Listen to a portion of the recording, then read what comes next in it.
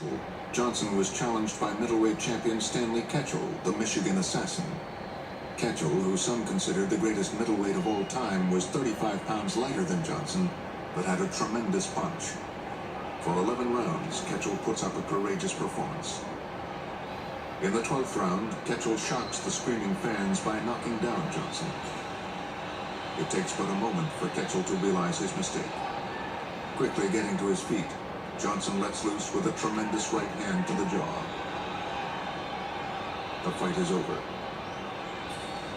Ketchel's career would end a year later when he was murdered at the age of 24. Johnson flaunted his victories, and the cry throughout the country was again aimed at Jim Jeffries as the ultimate white hope. Finally, Jeffries succumbed.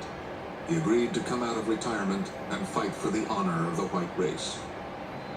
A little more than 5 years after he had retired, Jeffries, wearing a gray suit and white cap, steps into the ring. In Jeffries' corner, urging him on, is former champion James J. Corbett, a boxing legend. Said Gentleman Jim before the fight, "The black boy has a yellow streak, and Jeffries will bring it out of him when he gets him in the ring." Once the fight starts, Corbett, in the safety of his corner, screams insults at Johnson. With every insult, Johnson retaliates on the face and body of Jeffries. Between punches, Johnson would continue his verbal challenge to the hysterical Corbett.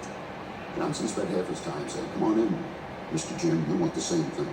You want some of this? Come on in, Mr. Jim. You're next." He really didn't care. He could have beaten everybody in the crowd that afternoon.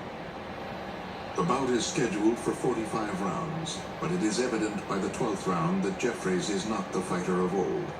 The 5-year retirement and having to lose close to 100 pounds are coming back to haunt him. Finally, in the 15th round, Johnson decides to end it. He sends the exhausted Jeffries sprawling to the canvas, taunting him to get up.